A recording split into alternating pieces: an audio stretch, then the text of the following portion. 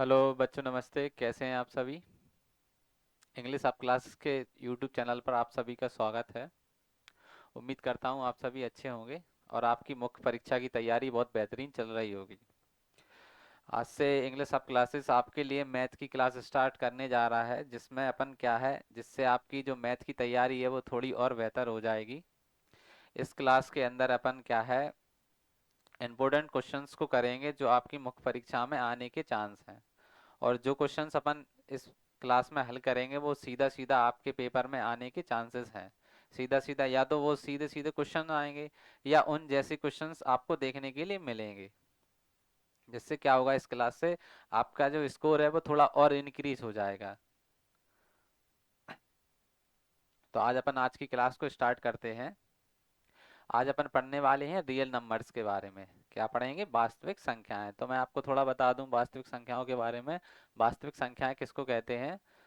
तो वह संख्याएं, वास्तविक संख्याएं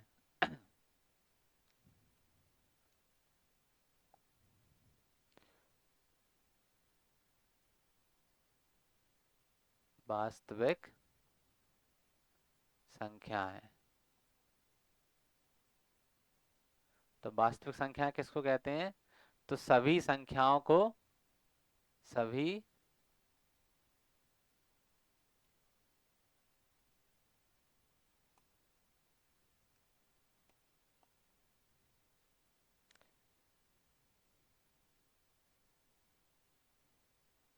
सभी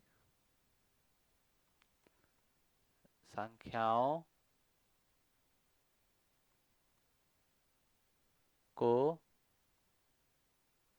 वास्तविक वास्तविक संख्या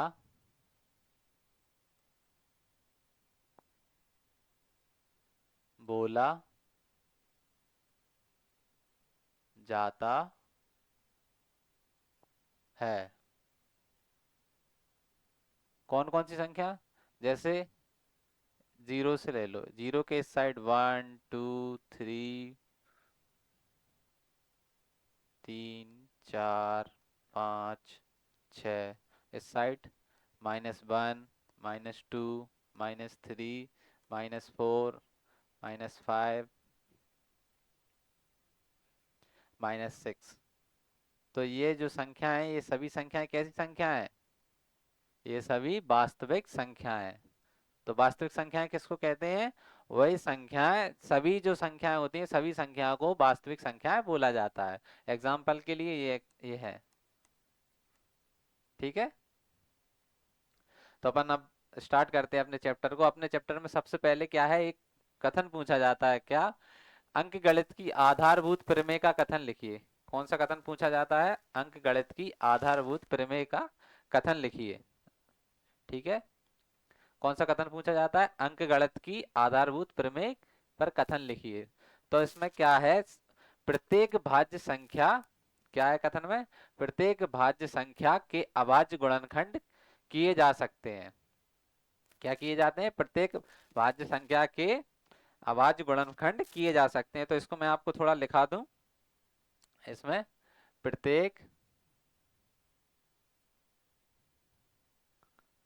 भाज्य संख्या के, प्रत्येक भाज्य संख्या के, भाज्य संख्या को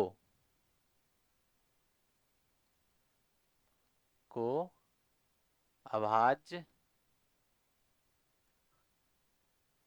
अभाज्य गुणन अभाज्य गुणनखंडों में व्यक्त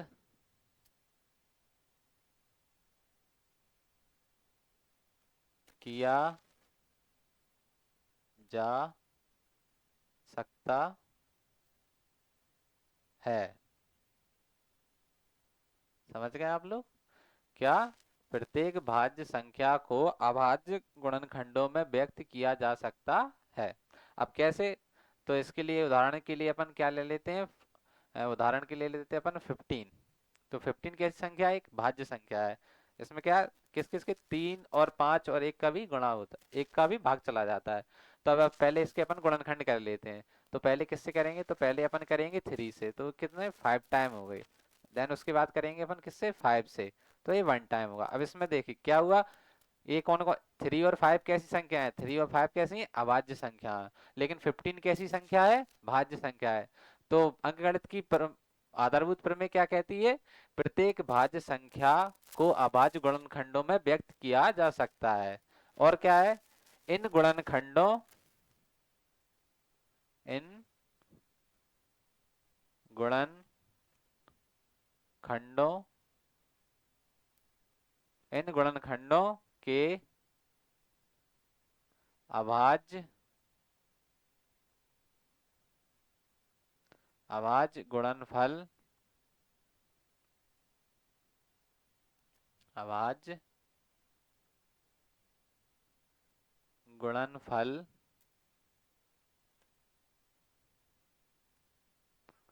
गुणनफल के आने वाले क्रम आने वाले क्रम के बिना अद्वितीय है। कैसा है? अद्वितीय अद्वितीय है। अब अद्वितीय है का क्या मतलब है? तो इसका मतलब ये है कि इसमें केवल क्रम को बदला जा सकता है, अभाज्य गुणनखंडों के क्रमों को बदला जा सकता है, इसके अलावा इसमें कुछ नहीं होगा। इसके अलावा आप इसमें क्या कर सकते? कुछ नहीं कर सकते। पहले 5 का भाग दे, पहले 5 से गुणनखंड कर लेते, जैसे अब यहाँ मैंने पहले 3 से किया था। इसमें अब अपन 15 को पहले 5 से काट लेते हैं। तो 5 3 जा 15 और 3 1 जा 3। ठीक है, समझ गए? तो केवल इसके क्रम को बदला जा सकता है और इसमें कोई बदलाव नहीं होगा। तो क्या है आधारभूत प्रमेय? प्रत्येक भाज्य संख्याओं को अभाज्य गुणनखंडों में व्यक्त किया जा सकता है। इन गुणनखंडों के अभाज्य गुणनखंड गुणनफल के आने वाले क्रम के बिना अद्वितीय है। मतलब क्रम को चेंज कर सकते हैं, उसके अलावा इसमें कोई चेंजेस नहीं होंगे। ठीक है, आप लोगों को समझ में आ गया होगा। अब अपना नेक्स्ट कुछ सवाल है अपना,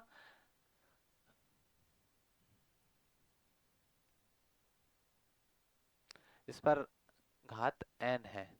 ठीक है, तो ये क्या संख्या 4 पे घात n 0 पर समाप्त होती है, जहां n कैसा है? जहां यहाँ पर n लिखना है, जहां n प्राकृतिक संख्या है। जहां n कैसी संख्या है? n बराबर n एक प्राकृतिक प्राकृतिक संख्या है। n कैसी संख्या है? एक प्राकृतिक संख्या है। ठीक है, अब प्राकृतिक संख्या कौन कौन सी होती हैं? तो फिर मैं आपको बता दूं, वे संख्याएं प्राकृतिक संख्याएं वह संख्या वह संख्याएं जो कहाँ से स्टार्ट होती हैं? 1 से स्टार्ट होती हैं, 1 2 3 4 5 डॉट डॉट डॉट और कहाँ तक? अनंत तक जाती हैं। इन संख्याओं को क्या बोलते हैं? तो इन संख्याओं को बोलते हैं प्राकृतिक संख्या। तो इसमें क्या है, अब जैसे ये पूछ रहे हैं कभी या एन 4 कभी उस पर खत्म होगा 0 पर।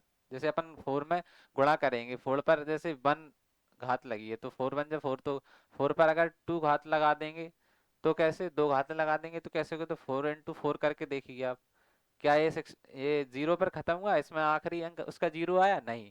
कौन सा आया आखिरी अंक? तो आखिरी अंक आया अपना क्या? 6। ऐसे ही अपन 4 पर क्या लगा के देख लेते हैं? 3 लगा के देखते हैं। तो फिर ये देखिए 4 इंटू 4 इंटू 4। अब इसके अपन गुणा करके देखते हैं, 4 4 जा 16, 4 16 4 जा कितने होते हैं? 64। तो कितना आया? 4 आया लास्ट में। तो इसमें भी 0 नहीं आया, क्योंकि अब 0 क्यों नहीं आया? 0 किस कंडीशन में आता है? तो मैं आपको बता दूं, 0 लाने के लिए संख्या के गुणनखंड में 2 और 5 का होना आवश्यक है। जैसे 10 को ले लो, 10 के गुणनखंड करेंगे 2 गुणित 5। 20 को ले लो, 2 दूनी 4 पंच 20। ठीक है, 30 को ले लो, ती 3 दूनी 6 और 3 5 15। तो जीरो लाने के लिए संख्या में 2 और 5 क्या होना, 2 और 5 गुणनखंड में होने चाहिए। समझ गए आप? क्या होने चाहिए? जीरो लाने के लिए संख्या में 2 और 5 का होना आवश्यक है। अपन 4 के गुणनखंड करते हैं, तो अपन ने क्या क्या किया, 4 के गुणनखंड किए, 4n बराबर किए 2 × 2। ठीक है, इस पर n घात चढ़ा दी। तो अपन ने इसके गुणनखंड किए, तो अपन को गुणनखंड में क्या मिला, क्या मिला गुणनखंड में? अपन को 2 तो मिल गया, लेकिन क्या नहीं मिला, 5 नहीं मिला। क्या है? 5 नहीं मिला अपन को। 2 तो है उसमें पर 5 नहीं है। तो अपन क्या समझे कि 4 के घात n के लिए को जीरो लाना असंभव है। क्या है? जीरो लाना असंभव है।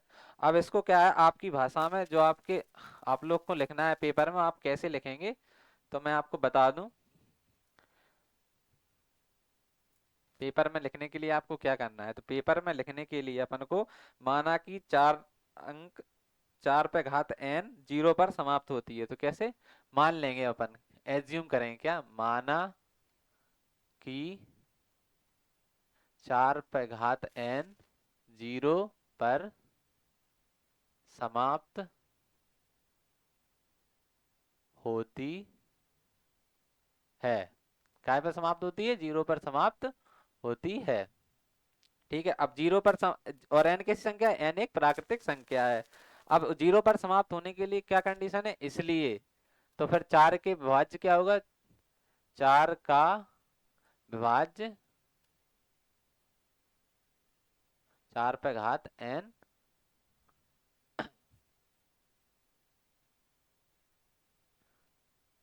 का विभाज्य कैसा होगा, 5 होगा। ठीक है, 5 होगा। अब इसमें अपन क्या करेंगे, तो फिर अपन इसके जो मैंने आपको गुणनखंड करके बताए थे ऐसे, तो अपन करेंगे 4 पे घात n बराबर, अब चेक भी तो करना पड़ेगा, 4 का घात 5, 4 पे घात n का विभाज्य 5 है कि नहीं। तो अपन क्या करेंगे, उस चेक करेंगे, 2 × 2, इसके अपन ने गुणनखंड कर दिए। तो अपन को क्या मिला, 2 पे घात n × 2 पे घात n। क्या मिला, 2 पे घात n। कहीं आपको इसमें 5 दिखाई दिया? नहीं दिखाई दिया। तो अपन क्या लिखेंगे, जो कि 5 के गुणनखंड नहीं है। इसमें 5 नहीं है तो इसमें क्या लिखेंगे, जो कि 5 के गुणनखंड नहीं है। कैसा है? जो कि 5 के गुणनखंड नहीं है। इससे सिद्ध होता है, इसलिए 4 पे घात n कभी भी जीरो पर समाप्त नहीं होगा। क्या नहीं होगा? 4 पे घात n कभी भी जीरो पर समाप्त नहीं हुआ। 4 पर n का मतलब होता है 4 पर कोई भी प्राकृतिक संख्या रख दी उस पर, जैसे अपन ने पहले एक घात 1 लगा ली थी, फिर घात 2 लगा के देखी, घात 3 लगा के देखी। तो अपन ने 4 पे घात 1 लगाई तो आंसर क्या आया, 1। 4 पर घात 2 लगाई तो आंसर कितना आया था, 16, जिसमें 6 जीरो तो है नहीं। फिर अपन ने 4 पर घात 3 लगाई तो अपन 64 मिला। अपन 4 पे घात 4 लगा के देख लेते हैं, 4 × 4 × 4। क्या कर रहे हैं अपन, 4 पे घात 4। तो इसमें 64 जा कितने होते हैं अपने, 64 जा होते हैं अपने 200, 4 × 4 = 16, 256। कैसे होते हैं अपने, 256। 64 जा कितने होते हैं, 256। तो क्या मिला अपन को लास्ट में, तो वो अपन को लास्ट में मिला 5, 6 मिला अपन को लास्ट में मिला। तो 4 के केस में आप जैसे जैसे घास बढ़ाते जाएंगे केवल 2 अंक मिलेंगे, एक तो अपन को 4 मिलेगा या एक 6 मिलेगा, इनके अलावा अपन को कुछ नहीं मिलेगा। समझ गए आप? अब अपन अपने नेक्स्ट क्वेश्चन पर आते हैं। नेक्स्ट है अपना, यदि एचसीएफ, ये दो संख्याएं हैं, इन दो संख्याओं का एचसीएफ कितना है, 50। यदि एचसीएफ 50 और 100 का 50 है, तो एलसीएम इनका कितना ज्ञात करो।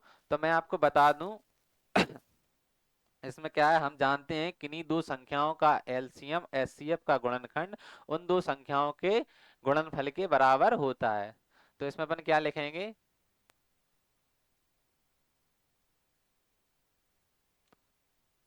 हम जानते हैं कि किसी किसी नहीं सॉरी किन्हीं किन्हीं दो संख्याओं किन्हीं दो संख्याओं का एलसीएम और एचसीएफ एचसीएफ का गुणनफल गुणनफल और उन दो संख्याओं का गुणन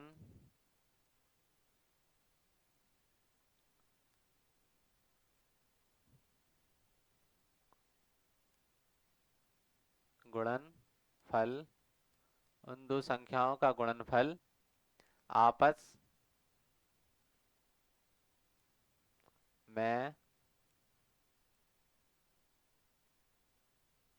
आपस में कैसा होता है, आपस में बराबर होता है। कैसा होता है आपस में, आपस में बराबर होता है। किन्हीं दो संख्याओं का एलसीएम और एचसीएफ का गुणा और वो दो संख्याओं का आपस में गुणा दोनों कैसे होते हैं, बराबर होते हैं। जैसे इसको अपन ऐसे दर्शाते हैं, L C M into H C F बराबर वो संख्या अपन मान लो ए इंटू बी, माना कि वो संख्याएं कैसी हैं, ए और बी है। तो ए और बी संख्याएं कौन सी हैं, तो अपन ए मान लेंगे किसको, ए मान लेंगे 150 को, और बी मान लेंगे किसको, 100 को। ठीक है। अब उसके बाद अब उसमें एचसीएफ दिया गया है, तो एचसीएफ का मान कितना है अपना, एचसीएफ का मान है अपना 50, और ए का मान अपन ने कितना माना था, 150 इंटू 100। बी का मान 100 माना था। और अपन को ज्ञात क्या करना है, तो अपन को ज्ञात करना है किसको, अपन को एलसीएम को ज्ञात करना है। ठीक है, तो अपन एलसीएम को ज्ञात करने के लिए जो 50 है ना, ये 50 को अपन इनके बटे में ले जाएंगे। जैसे ही अपन गुणा की संख्या को दूसरे बराबर की दूसरी साइड ले जाते हैं, तो वो कैसी हो जाती है, वो बटे में चली जाती है। तो अपन यहाँ पर लिखेंगे 150 गुणित 100 बटे 50। ठीक है। अब इसमें अपन क्या करेंगे, इस जीरो से ये वाला जीरो कट करेंगे, 5 एकम 5, 5 दूनी 10। तो अपन का एलसीएम कितना आएगा, एल सी एम बराबर 150 दूनी कितने होते हैं, 300। तो ये आपका क्या आ जाएगा, एलसीएम, और ये आपका आंसर हो गया। समझ गए आप, क्या हो गया, ये आपका आंसर है। इसमें क्या है, जो अपन जो बोर्ड में एग्जाम में जो पेपर आएगा ना, जो आपको लिखना है कॉपी में, वो आपको इसी तरीके से लिखना है। पहले आपको लिखना है, हम जानते हैं किन्हीं दो संख्याओं का एलसीएम और एचसीएफ का गुणनफल और उन दो संख्याओं का गुणनफल आपस में कैसा होता है, बराबर होता है। उसको आप बराबर दिखाने के लिए एलसीएम गुणित एचसीएफ बराबर ए इंटू बी। अब अपन ए किसको मानेंगे, ए मानेंगे अपन पहली संख्या को, और बी मानेंगे किसको, दूसरी संख्या को बी मानेंगे। उसके बाद एलसीएम की जगह जिस चीज को अपन को निकालना है, उस चीज को अपन यहाँ पर रखेंगे। इस सूत्र से अपन अपन 4 सवाल कर सकते हैं। क्या कर सकते हैं, 4 सवाल को हल कर सकते हैं। अगर दोनों संख्याएं दी गई हैं और अपन से एचसीएफ पूछे और एलसीएम दिया गया है, तो अपन क्या करेंगे, एलसीएम की जगह एलसीएम वाली संख्या रखेंगे और इनटू ए और बी रखेंगे। या फिर एलसीएम और एचसीएफ दोनों दिए गए हों और अपन से इस ए और बी में किसी एक का मान पूछा जाए, तो फिर अपन एक, अगर आपसे बी का मान पूछा जाए तो आपको ए की संख्या दी जाएगी, और अगर आपसे ए का मान बी का मान पूछा जाए तो आपको ए की संख्या दी जाएगी। मतलब कि अगर आपसे एचसीएफ पूछे और आपके पास और एलसीएम और किसका, ए और बी का मान है, किसका, ए और ए ए कॉमा बी का मान है, तो अपन क्या करेंगे, ए कॉमा बी का मान है तो अपन क्या करेंगे, तो अपन तब भी ये वाला सूत्र लगाएंगे, ए कॉमा बी का मान है। और अगर एलसीएम पूछे, एलसीएम पूछे और आपको एच सी एफ दिया गया हो, एच सी एफ और ए और बी का मान दिया गया हो, ए और ए कॉमा बी का मान दिया हो, तो अपन इसी सूत्र से निकाल लेंगे। और अगर एक ए के बारे में पूछे और अपन के पास एलसीएम है, मतलब एलसीएम का मान है, एलसीएम का मान है कॉमा एचसीएफ का मान है कॉमा बी का मान है, ठीक है, तो अपन ए भी निकाल लेंगे। अगर अपन से बी के बारे में पूछे और अपने पास एलसीएम है कॉमा एचसीएफ दिया गया है और ए का मान दिया गया है, तो अपन इसी सूत्र में रखकर इन इन चारों मानों को एक साथ निकाल सकते हैं, मतलब इसी सूत्र से इन चारों को मानों को निकाला जा सकता है। ठीक, अपने नेक्स्ट क्वेश्चन पर आते हैं। ये क्वेश्चन भी उसी क्वेश्चन जैसा है, सेम टू सेम, इसमें भी अपन यही लिखेंगे, हम जानते हैं, हम जानते हैं कि, हम जानते हैं कि किन्हीं किन्हीं दो संख्याओं, किन्हीं दो संख्याओं के एलसीएम और एलसीएम और एचसीएफ, एलसीएम और एचसीएफ का गुणनफल उन संख्याओं, उन संख्याओं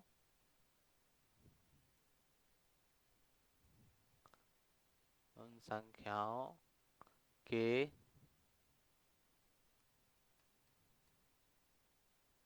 गुणनफल के बराबर होता है। कैसा होता है, बराबर होता है। फिर अपन को वही सूत्र लिखना है, L C M into H C F बराबर ए इंटू बी। क्या लिखना है, ए इंटू बी। अब अपना ए का मान क्या है इसमें, तो ए का मान है अपना 26 और बी का मान कितना है अपना 91। ठीक है, अब अपन को क्या दिया गया है, तो अपन में इसको, इसमें अपन को क्या दिया गया है, एलसीएम दिया गया है, तो अपन अब एलसीएम लिखेंगे यहाँ पर। तो एलसीएम का मान कितना है 182, 182 इंटू एचसीएफ को हम जैसे का तैसे लिखेंगे। उसके बाद वन का ए का मान कितना है 26 इंटू बी का मान कितना है 91। ओके, अपन को निकालना क्या है एचसीएफ, तो एचसीएफ निकालने के लिए अपन क्या करेंगे, जो 182 है इसको अपन किस में ले जाएंगे, बटे में ले जाएंगे, किसके 26 इंटू 91 के बटे में ले गए अपन इसको 182 को। अब आपको दिख रहा होगा 91 दूनी कितने होते हैं 182, तो 91 एकम 91, 91 दूनी कितने होगा 182।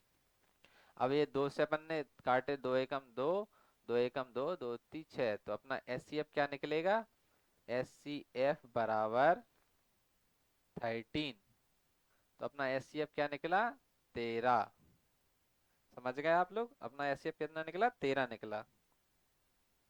आपको बिल्कुल सेम टू सेम ऐसे ही करके आना है पेपर में, एक भी नंबर नहीं कटेंगे आपके। नेक्स्ट सवाल है अपना, अभाज्य गुणनखंड विधि से क्या करना है, 2, 9 और 25 के एलसीएम और एचसीएफ ज्ञात करने हैं। तो अभाज्य गुणनखंड विधि क्या होती है, ये वाली जो आपने की होगी। तो अभाज्य गुणनखंड विधि किसको बोलते हैं, ये अपन ने की है ना, बचपन में की थी, ये वही वाली विधि है। तो पहले अपन क्या निकालेंगे इसमें, पहले अपन इसमें निकालेंगे इनकी अभाज्य गुणनखंड। तो अभाज्य गुणनखंड निकालने के अपन क्या करेंगे, सबसे पहले अपन लिखेंगे क्या, सबसे पहले लिखेंगे अपन 8 के, तो 8 को अपन यहाँ लिखेंगे। फिर अपन 8 के क्या करेंगे, अभाज्य गुणनखंड करेंगे। तो सबसे पहले अपन ने ऐसे किया, 8, 2 से काटे इसको पहले अपन ने, सो यहाँ अपने आए 4, उसके बाद फिर 2 से काटे तो यहाँ अपने 2 आए, इसके बाद फिर 2 से काटे तो यहाँ अपने कितने आ गए 1। तो 8 के अभाज्य गुणनखंड कितने हो गए 2 इंटू 2 इंटू 2। ठीक है। अब इसके बाद अपन क्या करेंगे, इसके बाद कौन सी संख्या है, तो इसके बाद अपनी आती है 9। तो 9 किस अपन को पता है किससे, 2 से तो कटेंगे नहीं, तो इस अपन काटेंगे फिर 3 से। तो 3 3 जा 9, फिर 3 से एक बार और कटेंगे, 3 1 जा 3। ठीक है। तो अपने 9 के गुणनखंड कितने आ गए, अभाज्य गुणनखंड 3 इंटू 3। इसके बाद कौन सी संख्या है 25। तो इसके बाद अपन किसको 25 अगली संख्या है। तो अपन अब देखो, अब 25 किससे कटेंगे, देखो 2 से कटेंगे नहीं, 2 का टेबल 2 से कटेंगे नहीं, 2 का पूरा पहाड़ा जाएगा नहीं। उसके बाद अपन 3 से काट के देंगे, 3 से भी नहीं कटेंगे, तो अब किससे कटेंगे 5 से कटेंगे। तो अपन 5 बन जा 5 5 जा 25। अब अपन 5 से एक बार और काटेंगे। तो 5 के 25 के गुणनखंड कितने हुए, तो 25 के गुणनखंड हुए अपने अभाज्य गुणनखंड 5 इंटू 5। अब अपन से पूछा क्या गया है, तो अपन से पूछा गया है एलसीएम। एचसीएफ और एचसीएफ अपन से दो चीजें पूछी गई हैं, एचसीएफ और एलसीएम। क्या क्या पूछे गए हैं, एलसीएम और एचसीएफ। तो अब एचसीएफ क्या होता है, जो जितनी संख्याएं दी हुई जैसे, तो इनमें सबसे कॉमन फैक्टर क्या है, तो एचसीएफ में क्या है, सबसे छोटी घात ली जाती है जो सभी में मिले। तो सभी में देखो आपको क्या मिल रहा है, इसमें कोई मिल रहा है मैचिंग हो रहा है, इसमें देखो 2, इसमें 2 है, इसमें 2 है ही नहीं, इसमें 5 5 है, तो इसका एचसीएफ कितना होगा। तो इन सब में कॉमन क्या है, तो इन सब में एक चीज कॉमन रहती है, अगर कुछ ना मिले ना, कोई संख्या में कोई भी संख्या ना मिल रही हो, कोई भी अभाज्य गुणनखंड नहीं मिल रहा है, तो सभी में 1 1 होता है। तो इसका एचसीएफ कितना आएगा, तो इसका एचसीएफ होगा अपना 1। ठीक है। और एलसीएम में देखी जाती है मैक्सिमम पावर, किसी भी संख्या की मैक्सिमम पावर। तो इसमें 2 3 बार है, तो इसमें अपन क्या लिखेंगे 2 की घात 3 इंटू 3 2 बार है, तो इसमें अपन 3 की घात कितनी लेंगे 2। और यहाँ 5 भी 2 बार है, तो इसमें 5 की घात कितनी लेंगे 2 लेंगे अपन। ठीक है। तो उसमें क्या है, देखो सब अलग अलग तो है नहीं, सेम सेम होते तो अपन उतनी बार लेते, लेकिन अब इसमें 2 3 बार है, इसमें 2 है ही नहीं, तो इसके अपन को 3 बार 2 लेने पड़ेंगे। इसमें अब 3 2 बार है, तो और इसमें 3 है ही नहीं, इसमें भी नहीं है, तो इसके 3 भी 2 बार लेने पड़ेंगे। उसके बाद उसके बाद फिर अपने 25 आते हैं। 25 के गुणनखंड भी देखिए 5 5 है, इसमें भी ना, इसमें ना 2 है ना 3 है, तो इसके दोनों बार 5 का इसको ले। फिर उसके बाद इन सब का अपन ने किया क्या, गुणा आपस में। तो अपना आंसर कितना आएगा, तो अपना आंसर आएगा 1800। कैसे, देखो 25 5 5 जा 25, 25 3 जा कितने होते हैं 75, 75 3 जा कितने होते हैं अपने 225।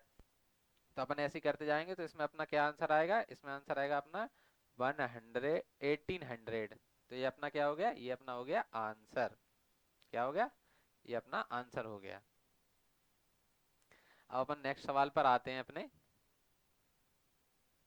नेक्स्ट सवाल है अपना, संख्या 140 को अभाज्य गुणनखंडों के रूप में व्यक्त कीजिए। तो अभाज्य गुणनखंडों के रूप में ऐसी लाइन बनाइए, बस 140, और बस कर दीजिए इसके गुणनखंड। पहले 2 से काटो 70 बार कटेंगे, फिर 2 से काटो 35 बार कटेंगे, फिर एक बार, अब ये से नहीं कटेंगे, ना 3 से कटेंगे, ना 4 से कटेंगे, ना 5 से कटेंगे, अब ये 7 से कटेंगे, 5 से कटेंगे, सॉरी 5 से कटेंगे। 5 7 जा 35, और 7 1 जा 7। तो इसके अभाज्य गुणनखंड कितने होंगे, तो एक इसके अभाज्य गुणनखंड होंगे अपने 2 इंटू 2 इंटू 5 इंटू 7। कितने होंगे इसके अभाज्य गुणनखंड, होंगे 2 इंटू 2 इंटू 5 इंटू 7। तो इसमें 2 की पावर 2 टाइम्स है, तो इसको ऐसे लिख दिया अपन ने, इसको ऐसे लिख दिया और इसको ऐसे लिख दिया। ये अपने अभाज्य गुणनखंड हो गए, और ये आपका आंसर हो गया।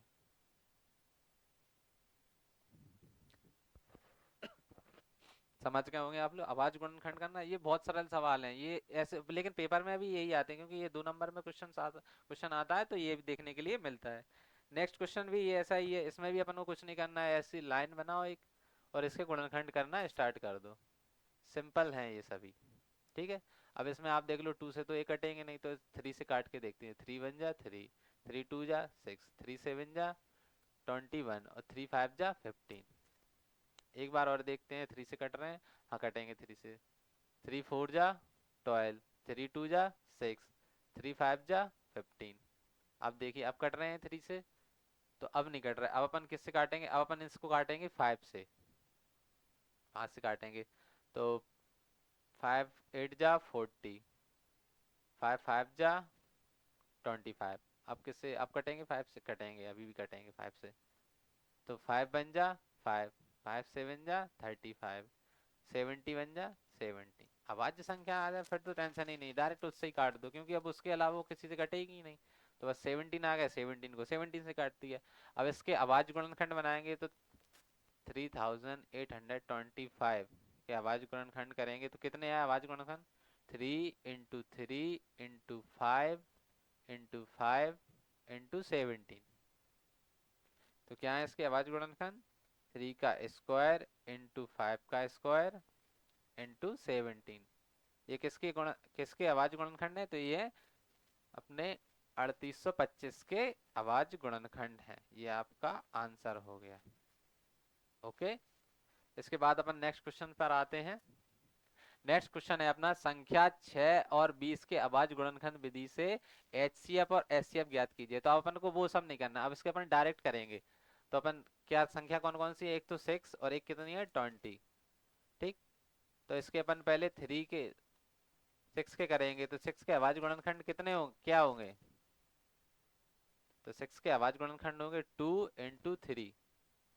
ठीक है, और 20 के कितने होंगे, तो 2 2 जा 4 और 2 5 जा 4 5 जा 20। तो इसके अभाज्य गुणनखंड हो गए। अब अपन को एचसीएफ लेनी है, तो एचसीएफ में कैसे निकालेंगे, मैंने क्या बताया था, सबसे छोटी घातें ली जाती हैं एचसीएफ में, सबसे छोटी कॉमन घातें ली जाती हैं। तो सबसे छोटी कॉमन घात क्या है इसमें, केवल 2, केवल 2 ही तो मिल रहा है इसमें। तो 2 सबसे छोटी घात केवल 2 है जो दोनों में कॉमन है। तो अपन ने क्या ली, एचसीएफ क्या निकला 2, और इसके बाद कोई कॉमन नहीं है। देखो इसमें 3 है, इसमें 3 है ही नहीं, तो छोड़ो। इसमें इसमें 2 2 है लेकिन इसमें एक 2 है, तो अपन को एक ही 2 लेना है। और इसमें क्या है 5। अब एलसीएम में क्या लेते हैं, मैक्सिमम घातें, जो सबसे ज्यादा घातें होती हैं वो बोली जाती हैं। तो एलसीएम में अपन ने देख लिया, इसमें 2 है इसमें 1 है, तो इसकी अपन ने 2 घातें ले ली। तो 2 × 2, इसमें 3 एक बार है, इसमें है ही नहीं, तो 3 को भी ले लिया इसमें। इसमें 5 है, इसमें 5 नहीं है, 5 को भी ले लिया अपन ने इसमें। तो अपन ने इसमें इनके गुणा कर दिए, 30 5 15, 15 दूनी 30, 30 दूनी 60। तो इनका एलसीएम क्या निकला, तो एलसीएम निकला अपना 16, और एचसीएफ क्या निकला अपना, एचसीएफ निकला अपना 2। ठीक है, आपको भी ऐसे ही करना है, कुछ ज्यादा कुछ करना नहीं है इन सवालों में ना, करने की कोशिश करना, नहीं तो उलझे हो जाओगे और टाइम भी ज्यादा लगेगा आपको। ठीक है, नेक्स्ट अपना सवाल है नेक्स्ट सवाल है अपना, संख्या 6 72 और 120 का अभाज्य गुणनखंड विधि द्वारा एचसीएफ ज्ञात करना है। तो इसमें भी अपन को ऐसे ही करना है, पहले 6 लिख लेंगे, 70, फिर उसके बाद 120। अब इनके अपन क्या करेंगे, गुणनखंड करेंगे। तो गुणनखंड क्या है 6 का, तो मैंने अभी बताया 3 और 2। 72 के कितने होंगे, तो 72 के होंगे अपने कितने गुणनखंड, तो अपन यहाँ करके देख लेंगे। ठीक है, 72 के, तो ऐसे कर लेंगे, 36 दूनी कितने होते हैं 72, फिर 2 से काटे 18 दूनी 36, फिर 2 से करें 9 दूनी 18, फिर 9 तो 3 से कटेंगे 3 तिरका 9 और 3 एकम 3। तो इसके अभाज्य गुणनखंड कितने हुए, 2 × 2 × 2 × 3 × 3। तो 72 के अभाज्य गुणनखंड कितने हुए, तो 72 के अभाज्य गुणनखंड हुए अपने 2 दूनी 4 दूनी 8 ती 24 तिया 72। ठीक है नेक्स्ट अपन किसके करेंगे, अब नेक्स्ट अपन करेंगे 120 के। तो 120 के भी अपन ऐसे करके देख ले, ज्यादा दिमाग लगाने की आवश्यकता नहीं है, अगर नहीं आ रहे हैं तो कर लो क्योंकि अगर दिमाग लगाने लगे तो टाइम भी लगेगा, आपको पेपर भी तो करना है पूरा। तो अपन ने 60 दूनी 120, फिर करिए 30 दूनी 60, फिर 2 से काटे तो फिर 15 दूनी 30, फिर 2 से आप 15 3 से कटेंगे, 2 से कटेंगे नहीं, तो अपन ने 3 से काटे, 3 5 15, फिर अपन ने 5 से काटे, 5 एकम 5। समझ गए आप क्या होगा अब इसके गुणनखंड लिख दिए अपन ने, 2 × 2 × 2 × 3 × 5। अब 120 के गुणनखंड क्या हुए, 2 × 2 × 2 × 3 × 5। ठीक है, अब अपन को क्या निकालना है, एचसीएफ निकालना है। तो एचसीएफ में अपन को पता है क्या करना है, छोटी घातें लेनी है। अब इसमें देखो कॉमन क्या क्या है, तो इसमें ये 2, ये भी 2, ये भी 2, इसमें देखो थ्री, एक थ्री ये है, एक थ्री ये है, एक थ्री ये है, जो तीनों में कॉमन है, छोटी छोटी तीनों में छोटी घात कॉमन क्या है, इसमें तीनों में टू कॉमन है, इसमें थ्री कॉमन है, उसके अलावा कुछ नहीं है इसमें। तो अपना एचसीएफ कितना होगा, टू इंटू थ्री बराबर में कितना, सिक्स। तो किसका, सिक्स कॉमा 72 कॉमा 120 का HCF बराबर सिक्स होगा। ठीक है, क्या होगा, 672 और 120 का HCF कितना होगा, सिक्स। आपको भी सेम ऐसे ही करना है पेपर में।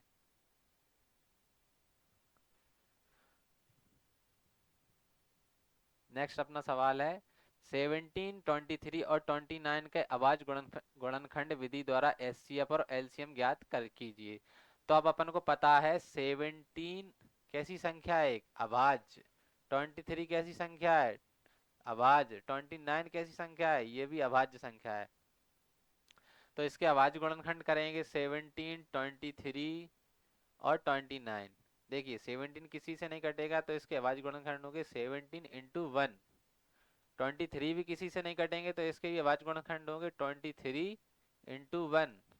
और 29 भी अभाज्य संख्या है, तो इसके भी कोई गुणनखंड नहीं होंगे, इसके भी सेम टू सेम लिखेंगे, इससे 29 इंटू 1।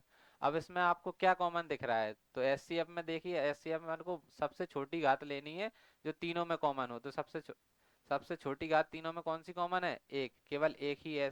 तो 17, 23 और 29 का क्या होगा, एलसीएम कितना होगा, वन। अब अपन को एलसीएम एचसीएफ होगा वन, अब अपन को एलसीएम निकालना है। तो एलसीएम के लिए अपन को क्या करना पड़ेगा, अब इसमें कोई भी संख्या नहीं मिल रही है, ये 17 17 से कटेंगे, 23 23 से कटेंगे और 29 29 से कटेंगे। तो अपन क्या करेंगे, इनका आपस में गुणा कर देंगे। ठीक है, तो अपन ऐसे 17 इंटू 23 इंटू 29। ठीक है, तो अपन आपस में इनका गुणा कर देंगे। अब आपस में गुणा आप लोग खुद कर लेना, मैं लास्ट में बता दे रहा हूँ लास्ट में कौन सी संख्या आएगी। तो इस संख्या के लास्ट में 9 आएगा। ठीक है, क्या आएगा, लास्ट में 9 आएगा। तो आपका एचसीएफ कितना होगा, आपका एचसीएफ होगा 1। और एलसीएम जो आप गुणा करके देख लेना, इसमें जो संख्या आएगी उसका आंसर ये आएगा। आंसर को अपन कमेंट में कर देना। नेक्स्ट अपना क्वेश्चन है, नेक्स्ट क्वेश्चन है अपना, अभाज्य गुणनखंड विधि द्वारा 96 और 96 और 404 का एचसीएफ ज्ञात कीजिए और एलसीएम भी ज्ञात कीजिए। तो इसको भी वैसे ही करना है, तो ये भी शायद आप लोग कर लेंगे, करके देखना है इसको अपने मन से। अगर नहीं आए तो कमेंट में बोल देना, मैं इसका भी सॉल्व करा दूंगा आपको। ओके, नहीं तो कोचिंग पर आके पूछ लेना। नेक्स्ट अपना, व्याख्या कीजिए कि 7 गुणित 11 इंटू 13 प्लस 13 और 7 गुणित 6 गुणित 5 गुणित 4 गुणित 3 गुणित 2 गुणित 1 गुणित 5 भाज्य संख्याएं। कैसी संख्या है, भाज्य संख्या है। तो अपन को इसमें क्या करना है, इसको अपन इसमें अपन को कुछ नहीं करना है ज्यादा। ये भी सिंपल सवाल है।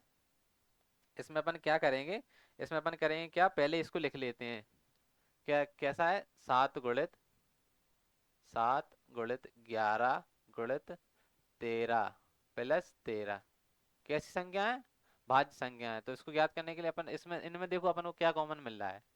तो इनमें अपन को कॉमन क्या मिल रहा है, तो इनमें अपन को कॉमन मिल रहा है 13। तो अपन यहाँ से क्या करेंगे, 13 कॉमन लेंगे। और 7 इंटू 11 इंटू 1, क्या 1 तो लिखना नहीं है, तो लेकिन इसमें क्या अपन को, इसमें 1 कॉमन मिलेगा, क्या मिलेगा, 1 कॉमन। 1 आ जाएगा क्योंकि 13 अपन ले लेंगे, कॉमन ले लेंगे, तो 1 बचेगा। अपन अब इसका आपस में गुणा कर देते हैं। 13, 7 इंटू 11, 7 और 11 गुणा करेंगे तो क्या आएगा, 77। 77 और एक 77 प्लस 1 13, 77 और एक कितने हो जाएंगे, 78। अब 78 अपन को दिख रही है कि 78 एक भाज्य संख्या है। ठीक है, अब 78 एक भाज्य संख्या है, इसका 13 में गुणा कर देंगे तो इसके पहले से और गुणनखंड होंगे। मतलब अभाज्य संख्या किसको बोलते हैं, अभाज्य संख्या। तो अभाज्य संख्या किसको बोलते हैं, वे संख्याएं जिनके केवल 2 गुणनखंड हो। अभाज्य संख्या किसको बोलते हैं, वे संख्याएं जिनके जिनके केवल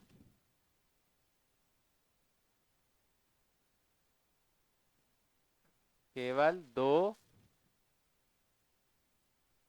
गुणनखंड हो। कैसे हो? अभाज्य संख्याएं किसको बोलते हैं? वे संख्याएं जिनके केवल कैसे दो गुणनखंड, जिनके केवल कैसे हो? दो गुणनखंड हो। ठीक है, तो जिसके दो गुणनखंड, अब देखो 78 के तो गुणनखंड हो जाएंगे, 78 किससे कट जाएंगे? 2 से कट जाएंगे। तो 2 से कट गया एक 13, ये गुणनखंड हो गया इसका। तो यह कैसी संख्या है? यह एक भाज्य संख्या है। अब इसको अपन ऐसी अगली संख्या को ज्ञात करेंगे अपन। तो अपन लिख देंगे 13 इंटू 78 एक भाज्य संख्या है। कैसी संख्या है? भाज्य संख्या है। और तेरा क्या है? तेरा एक गुणनखंड है। क्यों गुणनखंड है? तो गुणा में है तो गुणनखंड ही तो है इनका। तो तेरा कैसा है? तेरा तेरा एक गुणनखंड, तेरा एक गुणनखंड है। तेरा कैसा है? तेरा एक गुणनखंड है। तेरा एक गुणनखंड है। अब इस ऐसे ही अपन इसको ज्ञात करेंगे, तो इसमें क्या करना है? तो इसको अपन यहाँ ज्ञात कर लेंगे।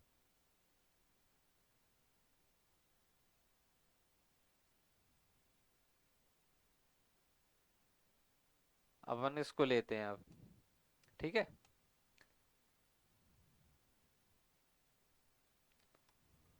अब अगला क्या है? 7 into 6 into 5 into 4 into 2 into 1 + 5। अब इसमें देखो, इसमें अपन को क्या कॉमन दिख रहा है? तो इसमें अपन को कॉमन देखो, इसमें अपन को कॉमन दिख रहा है 5। तो अपन इसमें से 5 कॉमन लेंगे। क्या लेंगे? 5 को कॉमन लेंगे। तो अब क्या बचेगा? 7 into 6 into 4 into 3 into 2 into 1। और यहाँ से क्या बचा था? 1, क्योंकि 5 कॉमन ले ली तो अपन यहाँ पर 1 बचा। अब इनका सबका मल्टीप्लाई कर देंगे। तो 7 6 कितने होते हैं? 7 6 42, 42 चौको कितने होते हैं अपने? 4 चौको 16, 168, 168 16 × 48, 16 × 48, 480 और 204, 408, 409। कितने हो गए? 409। तो इनका अपन अपन आपस में गुणा करने का कितना संख्या बचेगी? तो इतने आपस में गुणा करेंगे तो इनकी अपने आएगी 5 इंटू 1000, 1008 प्लस, और ये वाला 1 कितना बचेगा? ये वाला 1 भी बचेगा।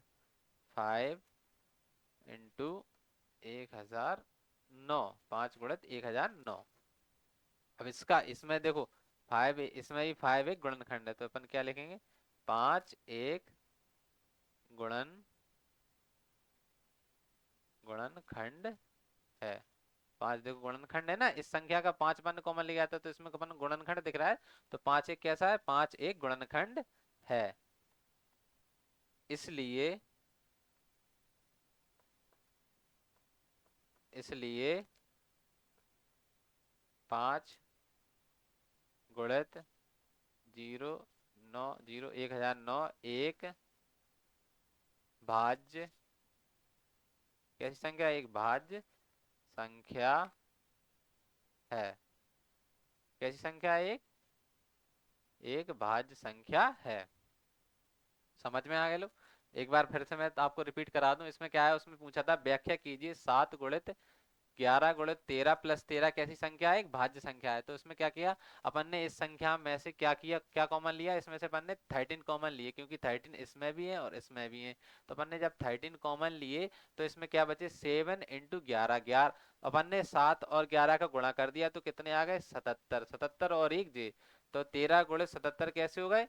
एक 78 हो गया। अब अपन ने देखा कि अभाज्य संख्या को कैसी होती है, अभाज्य संख्या जिन वे संख्या जिनके केवल दो गुणनखंड हो, एक तो वे स्वयं खुद या तो वे स्वयं से कटे या एक से कटे, तो उन संख्याओं को क्या बोलते हैं, अभाज्य संख्या बोलते हैं। लेकिन अपन ने इस संख्या में देख रहा, इसमें गुणनखंड अपन को 13 दिख रहा है, तो पहले एक गुणनखंड तो अलग से यही हो ही गया, इसका 78 एक है ही, और 1 से ये कटेगी कटेगी, और 78 तो आपको पता है 2 से भी कटेंगे, तो क्या है 71 भाज्य संख्या, और इसमें 13 क्या है, 13 एक इसका गुणनखंड है। ठीक है, ऐसे ही सेम पैटर्न इसमें सेम इस वाले में, इसमें अपन ने इस वाली संख्या में अपन ने क्या कॉमन देखा, तो इसमें अपन ने कॉमन देखा 5, ये वाला 5 और ये वाला 5, इन दोनों में से अपन ने 5 कॉमन ले लिए, कॉमन ले लिए तो अपनी क्या संख्या बची, ये वाली संख्या बची, और प्लस में 1 बचा उसमें, इनका आपस में गुणा कर दिया तो इनका मान आया 1008 प्लस 1 जो 1 बचा था। अब ये वाला 1 अपन ने पहले इसमें ऐड कर दिया, अपन ने इसमें भी देखा कि इस वाली संख्या में भी 5 कॉमन, 5 इनका गुणनखंड है, तो सेम यही वाली लाइन उसमें लिख दी कि 5 एक गुणनखंड है, 5 एक गुणनखंड है तो 5 और गुणन एक भाज्य संख्या होगी, क्योंकि वही कॉन्सेप्ट लगेगा इसमें, वही अभाज्य और भाज्य वाला।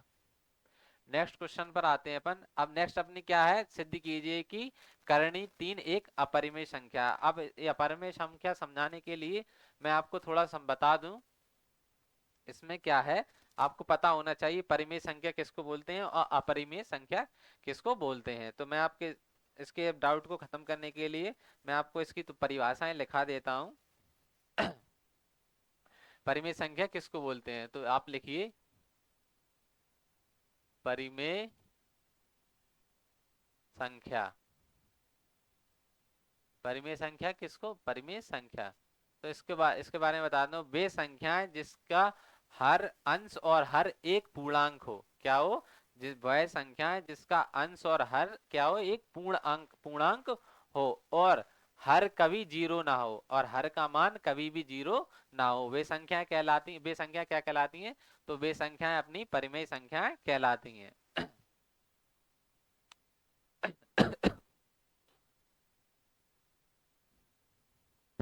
तो मैं लिखा दूं, यदि किसी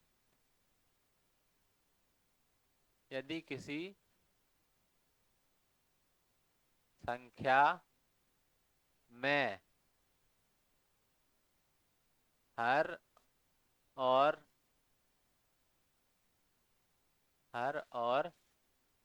अंश का मान कैसा हो, अंश और हर का मान एक पूर्णांक, कैसा हो, एक पूर्णांक हो, और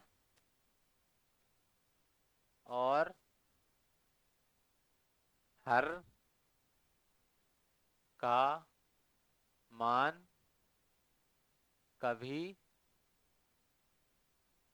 जीरो ना जीरो ना हो, क्या हो, कभी जीरो ना हो, तो वह संख्या परिमेय संख्या कहलाती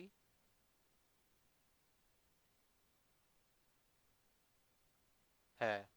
तो वह संख्या क्या क्या कहलाती है, तो वह संख्या परिमेय संख्या कहलाती है। उदाहरण के लिए परिमेय उदाहरण, फॉर एग्जाम्पल के लिए लिख देते हैं अपन, जैसे 2/3।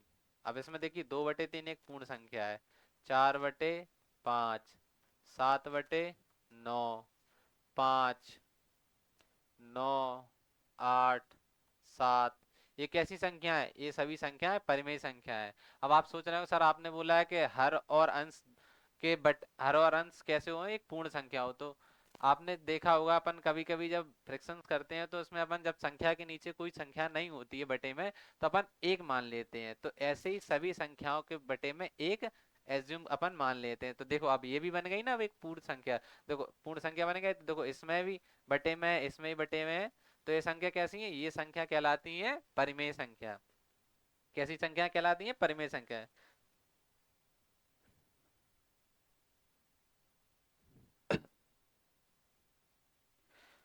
अब अपन क्या समझेंगे, तो अब अपन समझेंगे क्या, अपरिमेय संख्या के बारे में।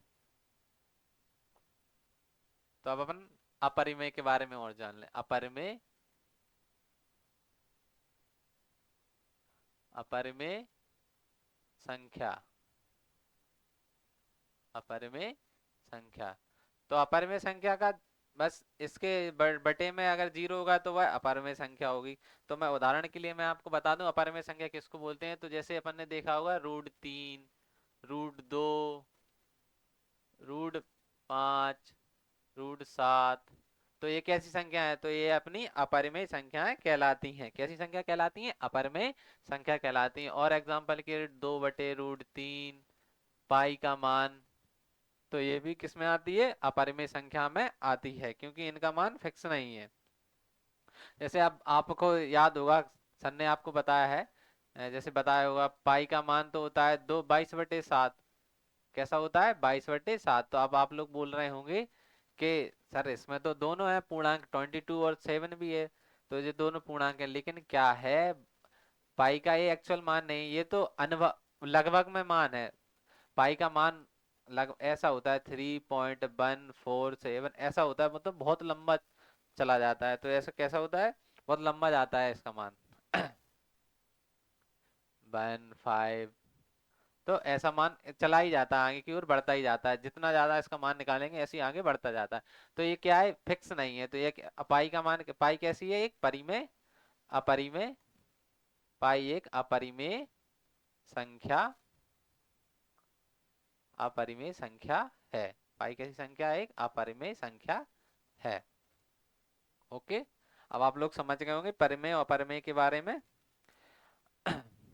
आज की क्लास काफी लंबी हो गई, तो आज की क्लास को अपन यहीं खत्म करते हैं। अब आपकी जो सवाल रह गए हैं ना करनी वाले, जो पेपर में जो आपका आता है, तो इसके लिए अपन क्या है, एक अलग से कल अगली क्लास रखेंगे जिसमें अपन इन सवालों को सॉल्व करेंगे, और इनमें बताऊंगा मैं कि आपको इनको कैसे करने हैं।